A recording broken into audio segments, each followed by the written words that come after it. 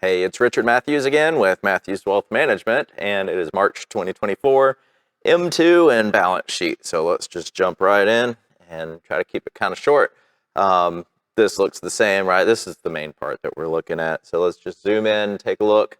Not much going on here on M2, right? Kind of, I mean, you could almost say flat, and we'll see the exact numbers, but you know, the stable, right? We're not really going to do anything about destruction of money right now.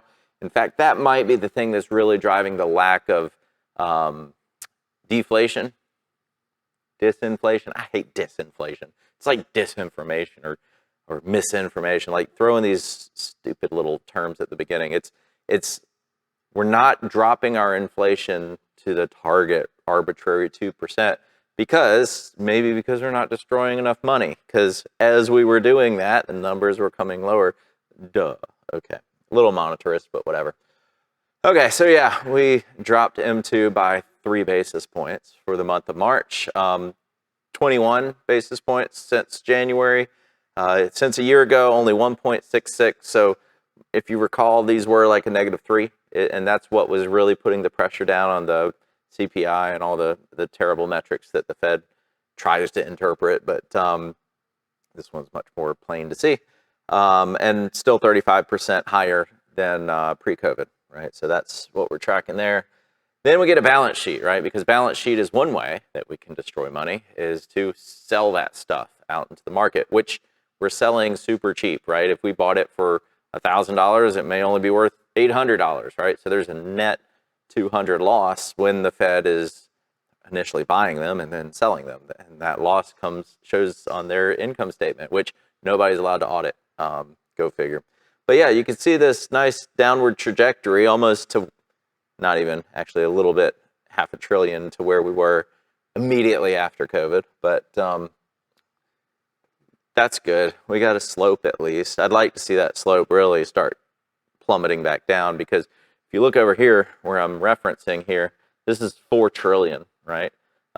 4 trillion is because, you know, we can't do mortgages properly.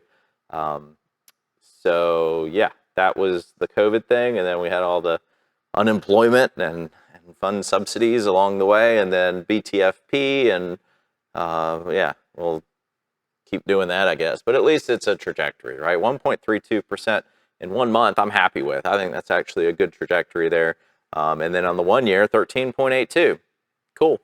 That'd be awesome to keep that up, because then we might get back to 4 trillion.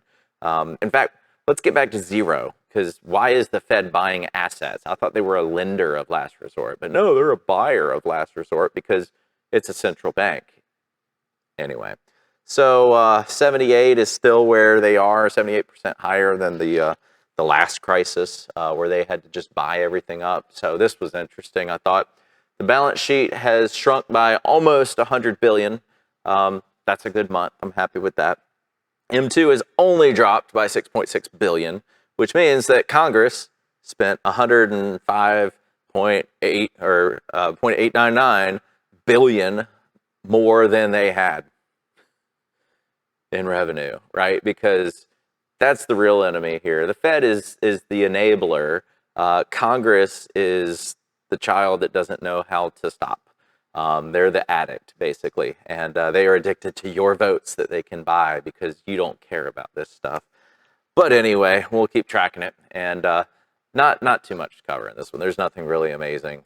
Same trajectory, same irresponsibility, but just another month. See you in April.